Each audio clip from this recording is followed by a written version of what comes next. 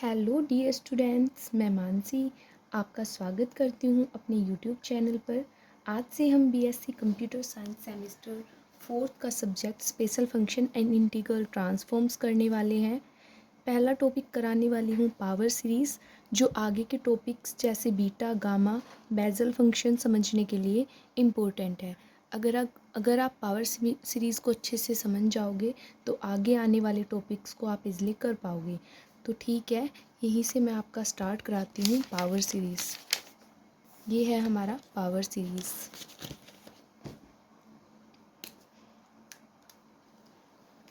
सबसे पहले हम देखेंगे पावर सीरीज़ की डेफिनेशन।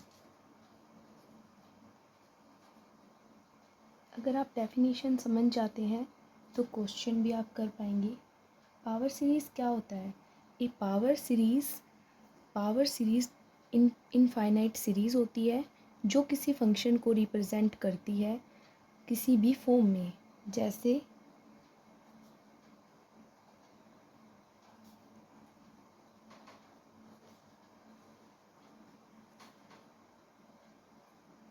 ये कोई फंक्शन है, क्या करती है पावर सीरीज़? इनफिनाइट सीरीज़ होती है एक हमारी, किसी भी फंक्शन को रिप्रेजेंट करती है इस फॉर्म में। यहाँ पर एन हमारा है,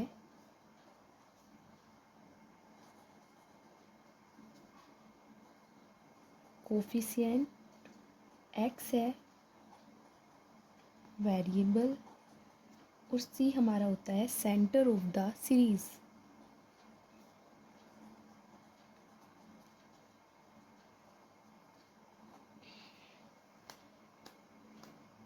अगर हमारा सी 0 हो जाए तो हम उसको बोलते हैं Maclaurin series.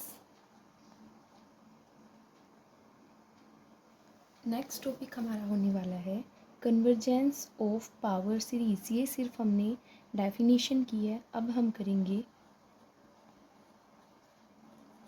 Convergence of power series. क्या होती है ये? हर पावर सीरीज़ हर वैल्यू को x के लिए कन्वर्ज नहीं करती, इसलिए हम उसका रेडियस ऑफ कन्वर्जेंस निकालते हैं। और रेडियस ऑफ कन्वर्जेंस निकालने का फॉर्मूला हमारे पास होता है, लिमिट लगाई जाती है n से infinity mod of a n upon a n plus 1 mod. किसी भी एग्जाम्पल से अगर मैं आपको समझाऊं, हमने लिया example find the radius of convergence of n1 to infinity x N upon n. तो हम इसको इस फॉर्मूले से निकाल सकते हैं। तो मैं आगे बताती हूँ इसको निकालने, कैसे हम इसको निकाल। यहाँ पे हमारा क्या क्वेश्चन है? n1 से इन्फिनिटी तक है, x की पावर n अपॉन में n। तो हम क्या करेंगे, इसमें लेट करके चलेंगे A N is equals to X N upon N. Next step हमारा होता है, जहाँ जहाँ भी n है उसमें +1 करना। तो एक्स n प्लस 1 अपॉन में n प्लस 1। इसके बाद हम लिमिट लगाते हैं n से infinity mod of a n plus 1 a N.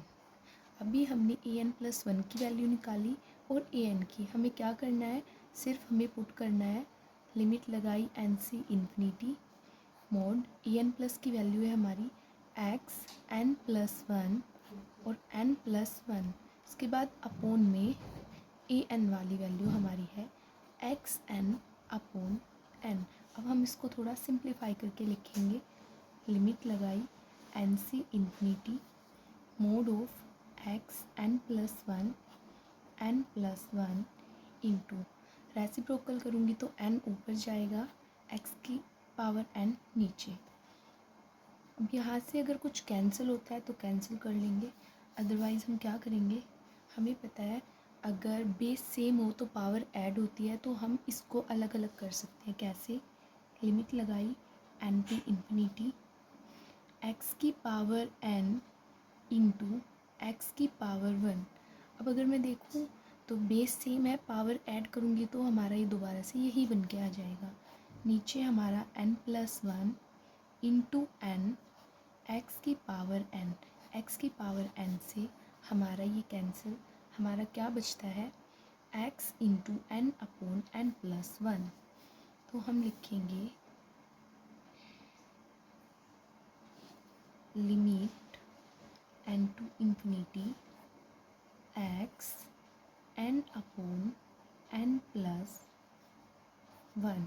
ठीक है, इसके बाद क्या हुआ, लिमिट लगाएंगे n पे इन्फिनिटी, तो मैं इसको लिख सकती हूँ n अपॉन n+1 को मैंने अलग लिख लिया और जो मोड में x था उसको मैं यहाँ पर ले आई लिमिट के पास। तो अब अगर मैं लिमिट लगाना स्टार्ट करती हूँ n पे इन्फिनिटी, तो हमारा बनेगा n upon n+1 is equals to mod of x। Ratio test हमें क्या कहता है, the ratio test says the series converges when this limit is less than 1। सो क्या ये हमारी x लेस दैन 1। तो क्या कहती है रेशो टेस्ट कि हमारी सीरीज़ कन्वर्ज करेगी कब, अगर लेस दैन 1 हमारी लिमिट हो जाए। देयरफॉर रेडियस ऑफ कन्वर्जेंस हमारा किसके इक्वल आ जाएगा, x मोड ऑफ 1। ये क्या है हमारा रेडियस ऑफ कन्वर्जेंस। m0 से इन्फिनिटी 1/2 की पावर m x माइनस 1 2 की पावर m, ये आपको करना है। अब हम चलते हैं आगे। अगली क्लास में हम टायलर और मैक्लॉरिन सीरीज़ को डिटेल में पढ़ेंगे, जो किसी फंक्शन को एक्सपेंड करने में पावरफुल टूल है। सो आज के लिए सिर्फ इतना। Thank you so much. अगर वीडियो अच्छी लगे तो फॉलो करना मत भूलना।